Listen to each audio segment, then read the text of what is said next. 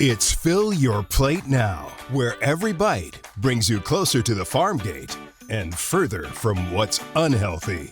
Now here's your hosts, Julie and Tammy, helping you live well by filling your plate well.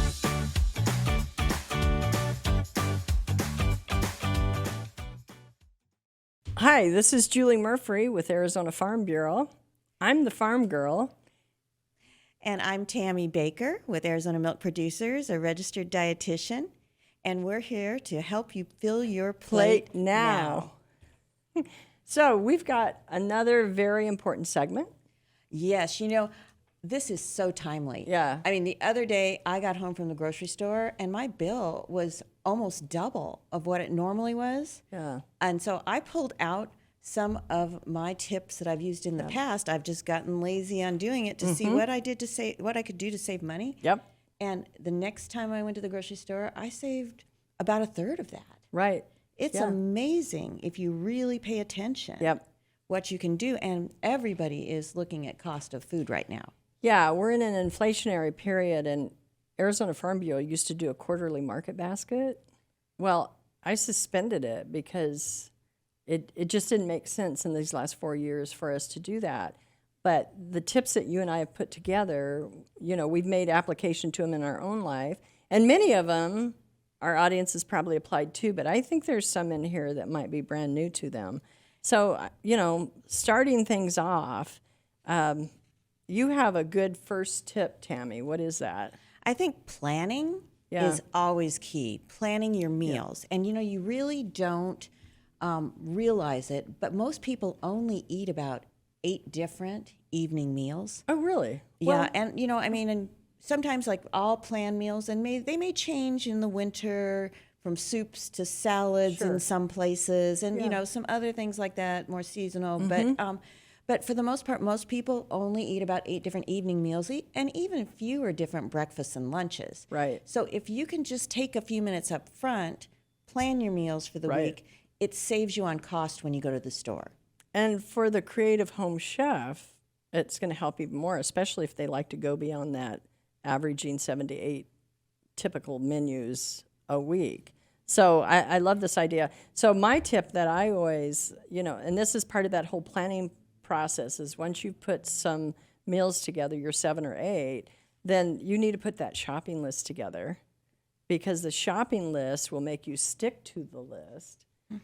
If I don't have a list, if I just go in because I know that I've got to buy some of the basics, my milk and my eggs, a few other things, but if I don't have that list, and especially because I didn't plan it against your point, which is making a meal plan, I'm going to overspend. It's easy to. It really is. If you don't have a list and you're just dashing through the store and picking up what you think you need, and you get home and you have 3 of those already. Right. You know? Yeah. I mean, I have done that. Yes. When I wasn't looking at how to cut back on my spending at the grocery store. Right. And, you know, I mean, the other thing, too, is to shop locally and seasonally. Yep. And I'll let you talk a little more, since you're the expert on the produce side of all the things that are local and where shoppers can find that. But on the dairy side, actually there's a code, a 04 code on the top of milk that tells you that that milk was produced here locally. And we can go ahead and run a clip on that now. Hey guys, so today we're going to show you how to tell if your dairy products are sourced locally. This is super important for fresher, better quality dairy. Let me show you how to spot it. So here's the trick. If you look at the top of the cap, you'll see something called the PLT number. That's the plant location number. It tells you where the dairy comes from. Here in Arizona, it's going to be a 04. So let's make sure to stay fresh, stay local, and we'll see you next time. That was really good. And it's 04, right? 04, yes. And it's important because you know it's local, and when it's local, it's generally less expensive. There's not as much of a transportation cost, and you're getting a better nutritional value because you know products are fresher.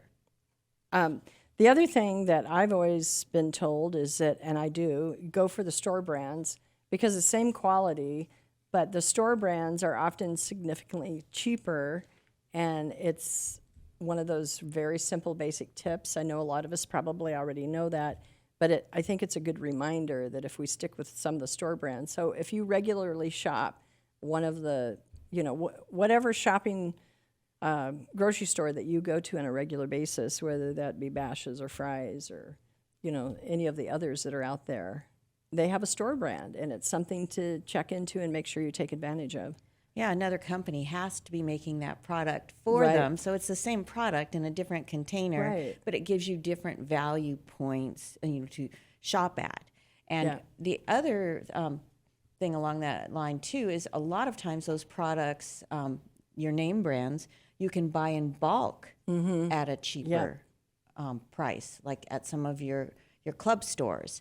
Of course, you want to make sure you're buying non-perishables in bulk. Right. Sometimes I'll get a little overzealous, at least in the past, and something looks good or they're sampling it or something, and I buy, something that's perishable, and then half of it goes to waste. But the stuff that you can buy in bulk that is non-perishable, and especially things like paper towels and all those things that are non-food items too, those things can save you a lot of money. Well, I feel your pain, Tammy, because I've done the same thing. It's like, oh my gosh, let's buy in bulk. And a lot of times you do stretch that savings, but if it's perishable, it's not going to be good. So what about the price comparison and coupons? Today we can use apps. A lot of my friends and myself included have downloaded apps right on their phone, and you can check them out. You can do some price comparisons amongst the different stores. For some of my friends, this is not me, but one of my friends, she's just so good at doing that price comparison shopping with certain items. And that discount value, in other words, don't discount the value of checking those weekly circulars. That used to be kind of the thing to do. Now it's a little bit passé. But if you don't like to use the apps on your phone, which are very convenient, we still get those Wednesday. I think I get them Wednesday, and they're the circulars, and you can price compare the different grocery stores. Yeah, that's a great idea. I use a lot of the digital coupons, that's for sure. And I do that more. Yeah, and when you're going to the same store over and over, and they have what items you usually buy, they know way too much about us in the grocery store. But they push those out to you too, so you're sure to see what the specials are that are in the food areas that you buy from. So the other thing with grocery stores that I didn't realize initially is, you want to make sure not to discount shopping high and low. Yeah, so I'm not as good at that. Explain that better. Well, the middle section is eye level. So that's a section that a lot of times you just go and grab something from, and some companies pay a premium to have their products stocked at that eye level. But if you look up high and you look down low, there are other products that are just as good and very interesting, and many times they're not as expensive, and they're the same product. But just because we're kind of lazy, it might not be as convenient to look at the bottom, below. Yeah. Okay. Absolutely.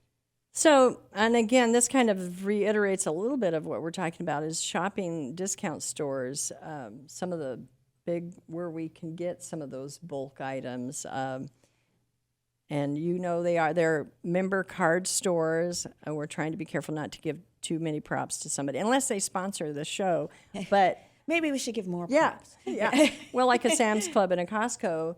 So you've got the membership card. So those are discount stores, and you can find a lot of. But there's all sorts of considerations when going there, because we used to call it the $100 store. Now it's a $200 store, and sometimes we walk away with more than we need. It can be even more than that if you're not careful. Yeah, exactly. I always say avoid prepackaged and processed foods. Stick to the basics. They're usually more expensive if you're purchasing a lot of prepackaged foods. And at a minimum, evaluate the nutritional value. We need to, you're so good at this because you're a dietitian, you're a nutritionist, my nutrition ninja. I bet you're constantly checking the back to look at the label and what are the ingredients and all that stuff. Yeah, I think it's important to look at the food label because there is a value put on the nutritional value of a product. Right. I was just talking with someone earlier today about prepackaged, and the packaging is very expensive, so that's added into your total cost. When you buy things that are prepackaged, all of that's incorporated into the cost. Right. And oftentimes it's not as fresh. It's Right. important to, as much as possible, buy local and seasonal and natural foods, because you're going to get a better price and you're going to get a more nutritious product. Yeah. Often. And do you think those loyalty programs at some of the grocery stores, I personally think they are, but what's your take on them? I like the loyalty programs. Again, if you started out with that meal plan and that list, you're not going to overbuy on things you don't need. So the loyalty program oftentimes offers up products that you buy anyway, and some of them you might be able to stock up on if they're at a good price. So I like the loyalty programs. I think they're great. And then if you have extra, I mean, some products, it just depends what it is. You might be able to freeze it or do something like that with it. Well, that's a great segue, because we also are talking about freezing and preserving. I had, again, one of my friends that does a lot of this is a coupon shopper, and then also likes to buy in bulk. So she'll freeze, she'll preserve. She might, and including those perishable items. So if you get a lot of hamburger or extra meat and you slice it for serving sizes and then you freeze it, so then you've got that in the freezer and you can use that, especially if there's some specials and you might be buying in bulk. But this is one of the ways, the freezing and the preserving. And, there's that movement called the homesteading movement, where a lot of people are trying to get into growing their own food, maybe have chickens in the backyard. And a lot of that takes place with the homesteading movement, where they're freezing and preserving different foods. Pioneer woman. The pioneer woman, yes, exactly. We need to have her on our show. There you go. That's one of our goals. She would be a good one. Yes. And what about gardening? What about gardening? Gardening, especially things like herbs and stuff. Right. Fresh herbs are great if you have like a window and you have like a window box planter, or if you have an area where you can garden and grow. A lot of things, as we know, grow here in Arizona really well. So that can be done. I've tried it before, and you know yourself. I kind of have a brown thumb rather than a green thumb. So so for me, sometimes they die, but I do have a good friend who has chickens and have been the beneficiary of a lot of eggs. So awesome. If you can't do it yourself, maybe you have friends that might be able to help you with some of that. Community-supported agriculture, or CSAs, is another way. So, like, you can buy, they call it a share. You can buy a full or a half. I usually always buy the half because it's just me. But a full share, that means you're buying more of that CSA or that box. And you purchase that and you get it weekly. Well, I invariably, even on half a share, because I've done it several times and I love it. And one of my farmers used to also include a recipe with some of the vegetables that she was putting in the box. Oh, that's a great idea. So, but even then, I still had too many vegetables, so I would share it with my neighbors or a family member. And I loved, when I did it, I kind of give myself a break, because those CSA boxes occur every week if you buy into it, and then it kind of overwhelms you. But I've tried it with about 3 or 4 of our local retail direct market farms, and it's one way to really, support local, going back to the things you talked about with local, and also just extending that, because a lot of times I got plenty and I didn't have to go get any vegetables at the grocery store for an extended period of time. So that's great. It works. We talk a little bit about the unit prices. Sometimes the larger packages aren't cheaper when you look at the price per ounce or gram. And where we can find those is right below the item on the shelf in that little sticker thing that they put in there. So remember, unit price is usually marked in a smaller type below the main price on the shelf. And even just looking at that can help you with your price comparison, stuff like that. I know, you have to do a little math, but once I find something at a good price and a better price, I always feel like I've really won. Yeah. It's great. Yeah. Well, I like what we're about to go into. One of the things, as we were putting this list together, and you said, but remember. And do you know why I said don't shop on an empty stomach? Well, because I've done that before, especially like dashing home from work or picking kids up after school, and you know you need some things, but you haven't had a chance to eat yet. You go in there and everything looks good. And if they're sampling things when you go into a grocery store or a larger store, I mean, everything tastes good. And you end up with a lot of extra food. It's not by coincidence that a lot of the essential products in grocery stores, like dairy and meats and chickens and fish and things like that, and breads are towards the back of the store because you have to go through the whole store to pick it up. Right. And you may have one item on your mind, but you may come out with 8. In fact, typically that's about what someone comes out with when they're going in for one item. And really, to me, it's where we end up spending beyond our budget the most, I think. Don't you? Yeah, it's the impulse purchases, and when you're hungry, you're more likely to think everything looks good. Don't you think the same thing, though, happens too when you bring the kids along? But it's hard for a mom or daddy with little kids to sometimes, you know, if you don't have somebody to watch the kids, you're going to have to bring them. And have you ever noticed how many kid-friendly items are right up by the register? I mean, you know, it is a way of more products leaving the store, that's for sure. But yeah, I do end up spending more if I have others with me, that's for sure. And it's brilliant, actually, with the grocery stores. I mean, they're having to push product, and it makes sense. But we have to remind ourselves some of the things that we need to do in this inflationary period. Hopefully that will eventually change. But we are definitely in an inflationary period. We are. Yeah. We are. So I always tell myself, how can I use leftovers creatively? And I think this actually goes back to the beginning when you said, you know, start with a plan, create a menu plan, because maybe it's that roast beef that you cook. The first night you have it for dinner with the family, it's a roast beef, sliced roast beef. But then the next day you can have it for sandwiches. You can make sandwiches for the entire family and then take it for yourself for work. I mean, some of it's really basic, but I think we can get really creative with some of the items that we select. And usually it's our meat items.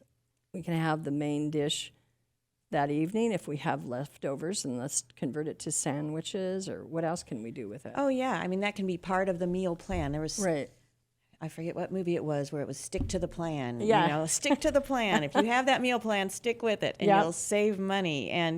And yeah, using leftovers creatively. I try to all the time play a game with myself when we have leftovers from meals. How can I put these together into another meal? Right. Every once in a while it doesn't turn out so great, but most of the time it does. I do okay. But of course, we can also sometimes you just reheat it if it's such a good item anyway. But there's other things we can take. Oh yeah, and you know, and then when going to the store too, if you are short on time, like after work or after school or something, one of the easy tricks to make sure you're getting healthy food, because it's mainly where a lot of the fresh food is, as well as save money, is to shop the perimeter of the store. If you only shop the perimeter of the store, think about it. You're hitting your produce, you're hitting your meats, you're hitting your dairy, you're hitting your grains. That actually can give you a very healthy assortment of foods. It can be relatively quick. You'll get a lot of local foods that way. They're very fresh, and you won't spend as much money. So we're going to do a segment on local and how to find local, even in the grocery store. But when you and I have talked about that before, Tammy, and the times that we've done things together, and I've made more of a conscious effort to just shop the perimeter, and it's made a huge difference. And when I think about one of my favorite stores, so I start in the produce aisle, and it's real easy because it's all right there, and I can, you know, I'm referencing my lists, and I can visualize. And then once you keep going to the same store, you almost know where most of the items are going to be. But I just cannot see that. You've got the produce aisle, and then you've got the meat case. So what I like to tell people, produce, in the dead of winter, the majority of those leafy greens, like your cabbage, your broccoli, your spinach, all that's coming from Yuma. Also Maricopa County and Pinal County, because we've got some farmers that are doing the leafy greens in those other two counties as well. And then the meat case, I mean, the meat case, a study was done by the University of Arizona some time ago, and they determined that 53% of the meat in the meat case is coming from Arizona beef. But it's still easy to find local beef on Fill Your Plate, fillyourplate.org, which we haven't referenced the website that much, but that's one of the ways to find it. And as I'm going around, then I run into the dairy case. This is your area of specialty. And 90% of the milk in there is local. It comes from local dairies. So you're getting a fresh product, a seasonal product all year round. Yeah. And you can check that 04 label to make sure that it's local. Right. But 90% of the milk in the dairy case is from local dairies, so from farm to table in just about 48 hours. That's awesome. And then I'm visualizing this, and then I go to where the eggs are. Well, most of our eggs, and I'm proud to say this because I know this farm family, and I almost talk to them on an every other week basis, the Hickmans. Mm-hmm. So even if it's the store brand, the majority of those eggs are coming from Hickman's Family Farms. So the perimeter, to me, is also representative of local. Well, so I'm glad that you mentioned that. And something we didn't really mention is that when we're buying local, not only are we getting a fresh and healthy product, but we're supporting the local economy. Right. I mean, we have so many farmers and ranchers and dairy producers here in the state that, I mean, they all have workers too. Right. And they're all part of the community. So we're also supporting our community and our economy and can feel good about that as well. Yes. So glad you mentioned that. Well, what are our takeaways? We've gone today? through a lot today.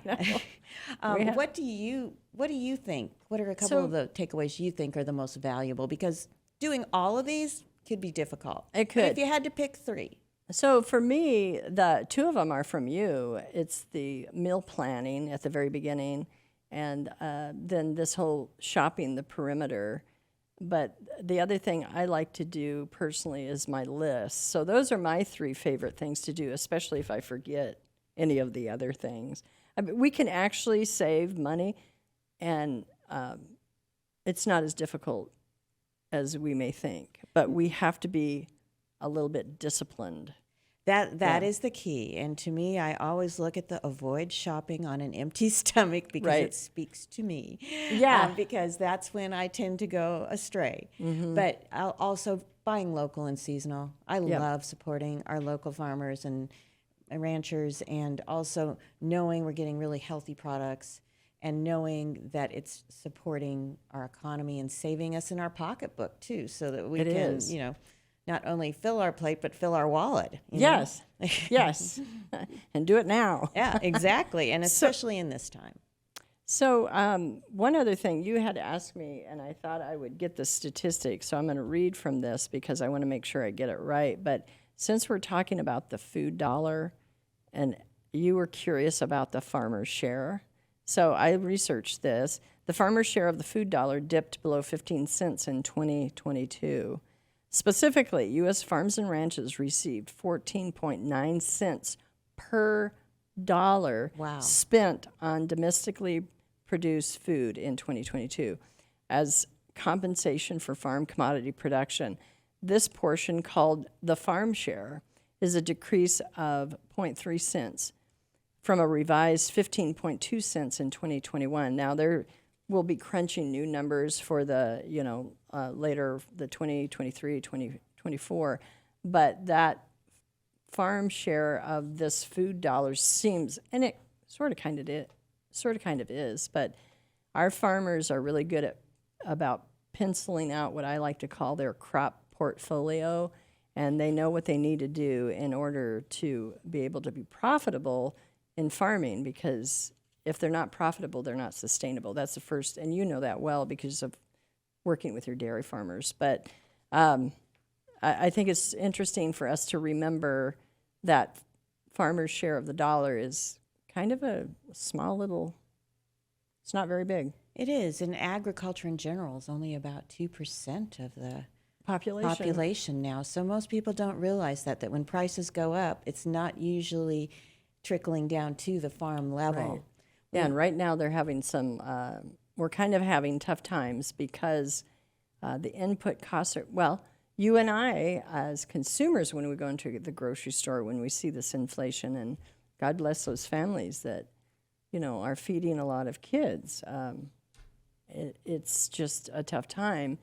But then you look at the farmers at the farm gate and the cost to farm, the energy, the cost of the diesel for the tractor, their fertilizer costs, some of the other input costs that's what we call it in farming, input costs.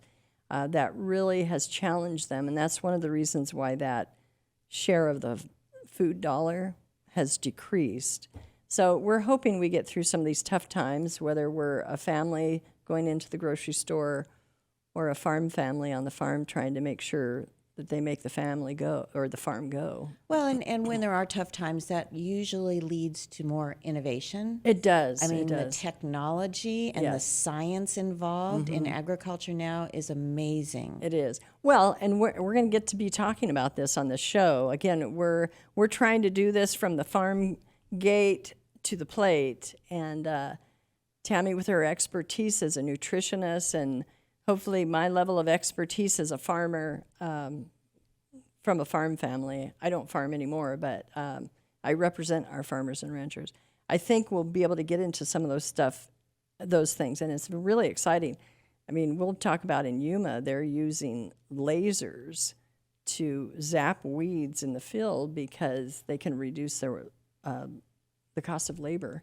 Well, because a machine's doing it. So really? Yeah. So we'll talk about all those things. I know. And dairy farms, they can take the manure and put into a methane digester and produce enough energy for 700 homes and make some income off of that. So, things change and innovation occurs. And you're right. In pain, during stress, during pain times, that's when we start really working toward innovation. But for our consumers here, we do want to make sure that they can keep their wallet filled along with their plate. So hopefully these tips have helped. Yes. Tammy, this was fun. This was fun. Join us next time for the next episode. We've got a cadre of very interesting topics. We want you to fill your plate now, though, and we hope that this episode has helped you do it and stretch that food dollar.